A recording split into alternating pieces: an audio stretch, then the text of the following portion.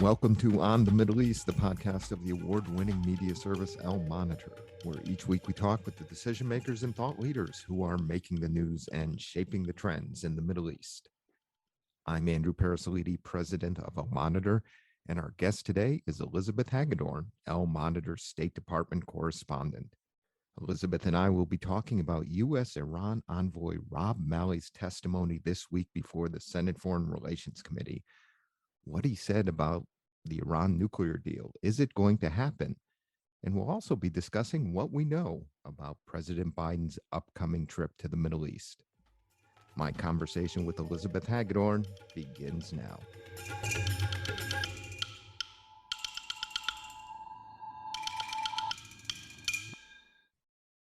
Elizabeth, welcome back to On the Middle East.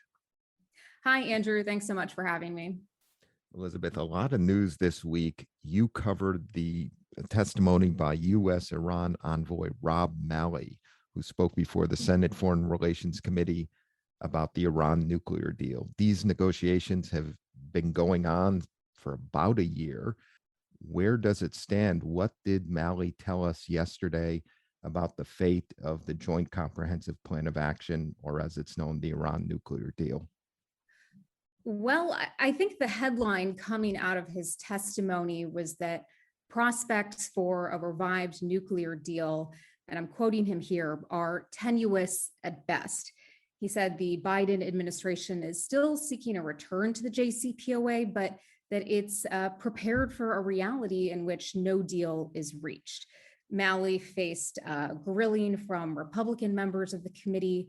Ranking member Senator Jim Risch asked him, when will the administration conclude that it's time to walk away from these indirect talks with Iran?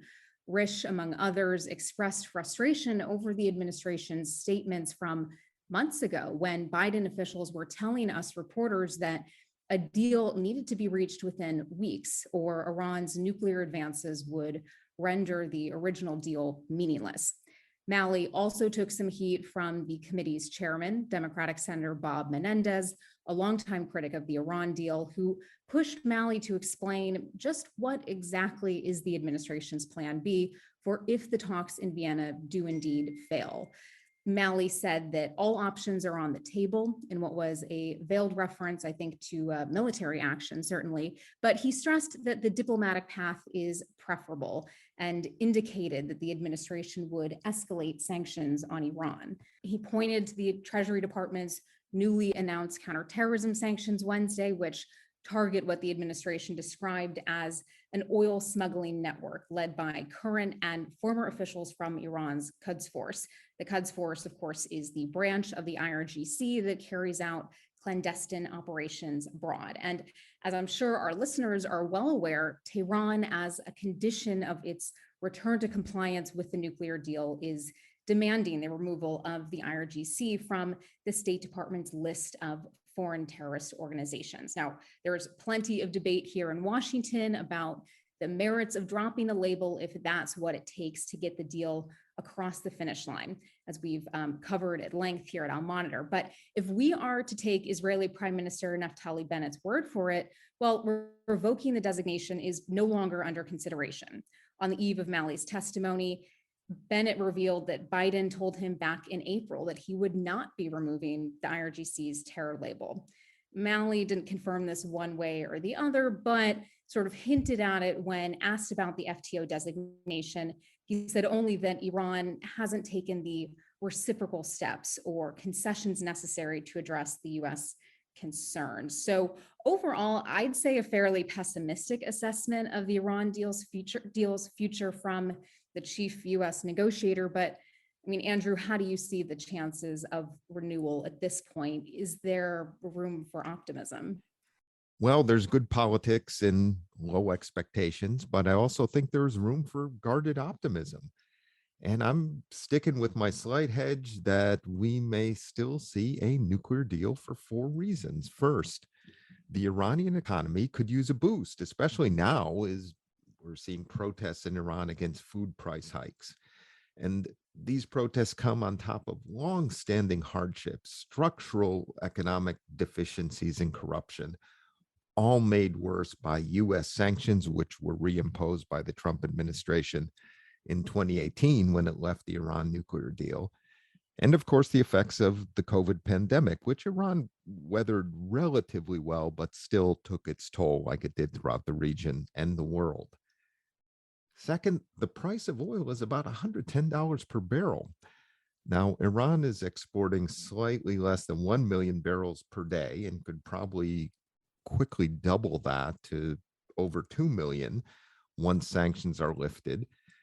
And this is in addition to the desperate need in Iran for investment in the energy sector and access to financial markets, which will come with the lifting of sanctions. So there's a potential economic windfall in the making for Iran at a time it really needs it.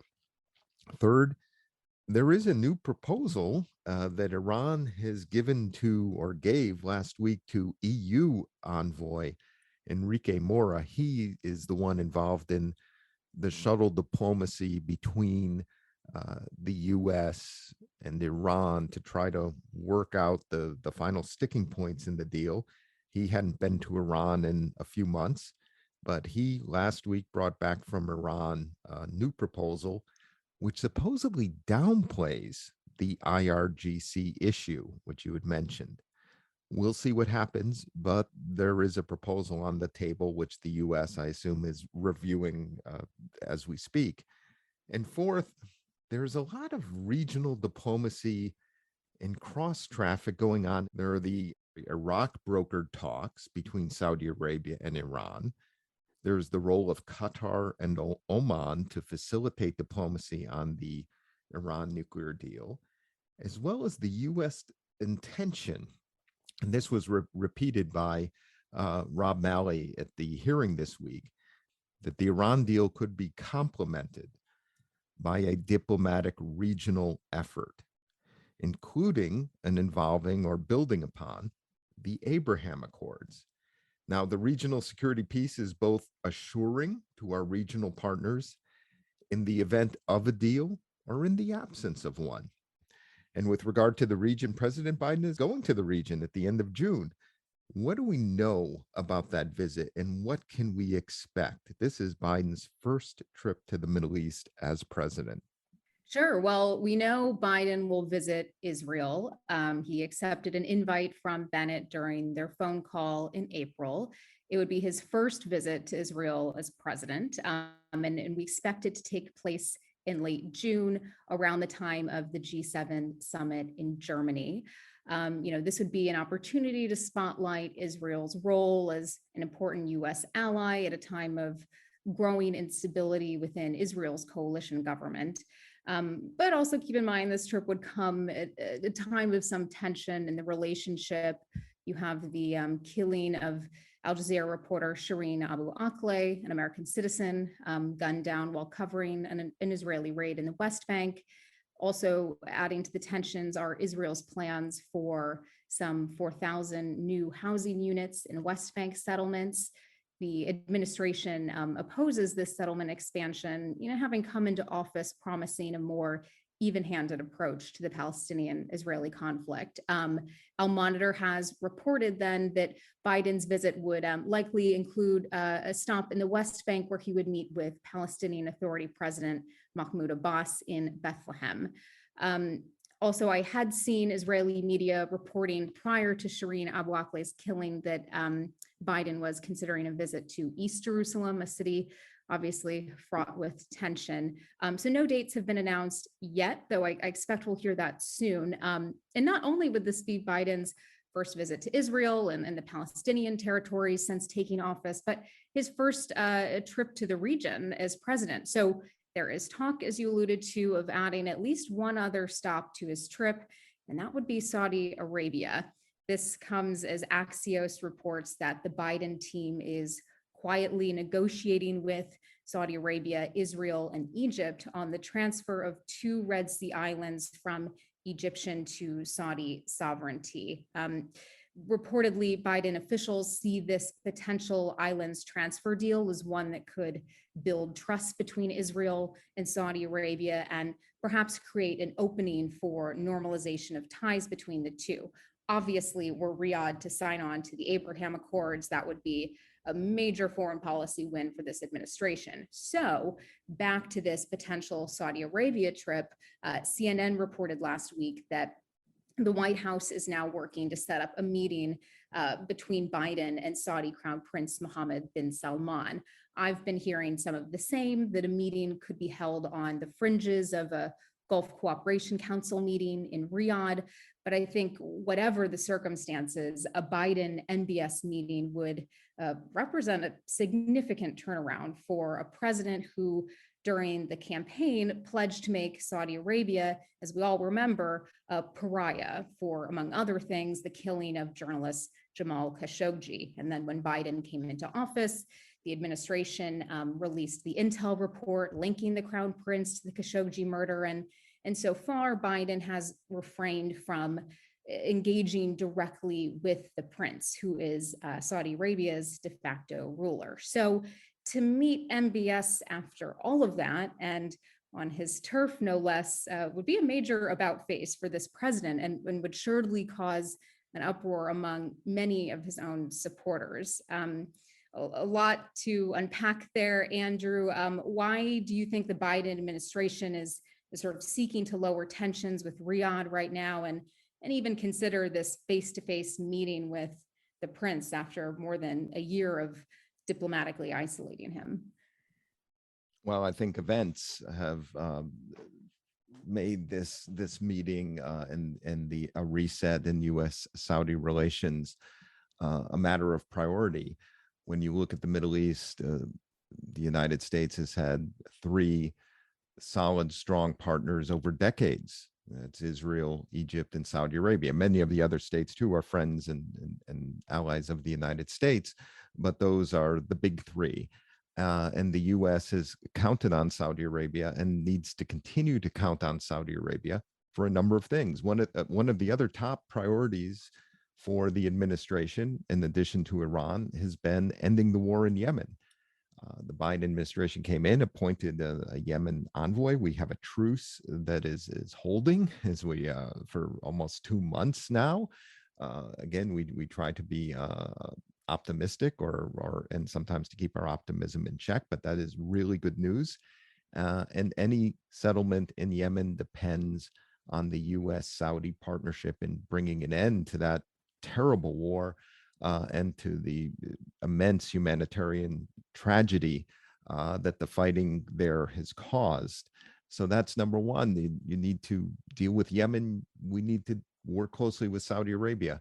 We've been talking about Iran. Well, if we're going to have a regional deterrent posture to either complement an Iran nuclear deal or in the absence of an Iran nuclear deal, a key partner in that enterprise is, of course, Saudi Arabia. And third is the Ukraine war, which has created a global energy crisis. Saudi Arabia is a major oil exporter, and the U.S. would like to see the kingdom increase oil production and exports, something it has so far refused to do, preferring to operate in existing what's called OPEC plus production agreement quotas. MBS reportedly would even not get on a call with Biden recently.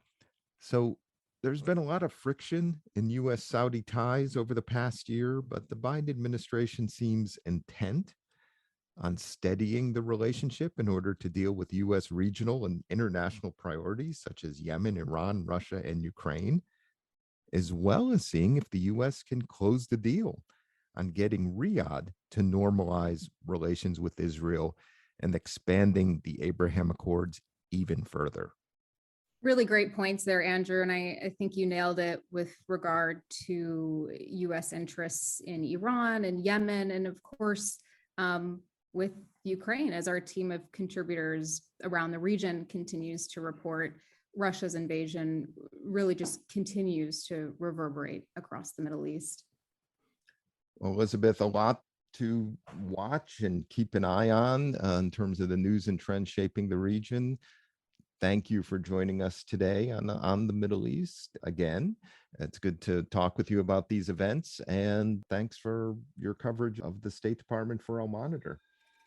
Thanks so much, Andrew. Appreciate you having me on. We will return after this break.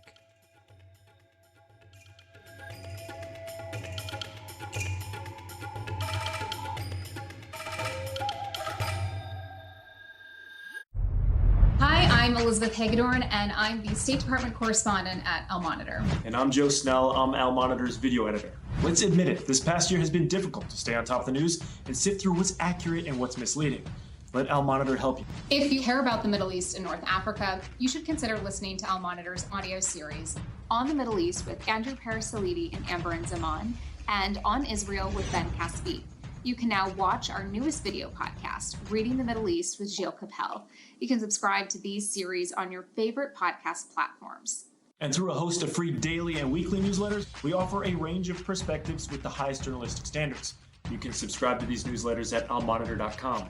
As an award-winning media service headquartered in Washington, D.C., El Monitor has a network of over 160 contributors around the world.